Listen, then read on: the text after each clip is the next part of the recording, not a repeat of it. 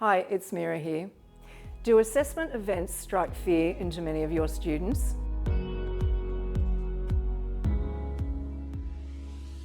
In the first 2 weeks of a vet course, students often say that they feel positive about commencing a new course. But once that first assessment task approaches, many students report feeling overwhelmed, particularly if they haven't studied for a long time and they're new to an adult learning environment. Research into vet retention also shows us that the first assessment is a key point at which students are likely to withdraw. We can help students overcome their anxiety in the 2 lessons prior to the assessment event, and I'd like to share with you a teaching strategy that will help build student confidence for that first assessment.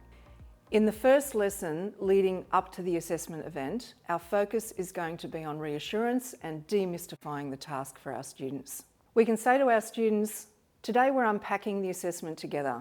There are no surprises. You'll know exactly what to expect by the end of this lesson. This is where we're going to give students a sample task where you explain the purpose of the assessment, what is being assessed, and give students specific instructions for what they might need to bring on the day.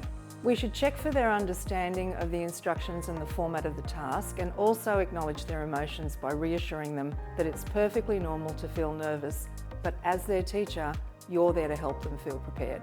You can then introduce a class discussion about what worries you the most, and this is a good time to give your students some strategies about preparation, planning, and positive self-talk. In Lesson 2, you'll build on Lesson 1 by introducing more confidence through practice.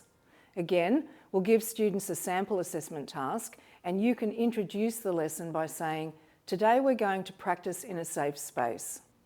Mistakes are okay and expected, and we'll work through it together. By the end of our lesson today, you'll know exactly what's expected of you in this assessment task and how to approach it. This time, you're going to ask students to form pairs or small groups and provide peer evaluation and feedback. And you can provide a scaffold for this activity which matches the task, like a checklist or an evaluation sheet, for example. Finish off by reassuring your students that they now know what is expected of them in the task.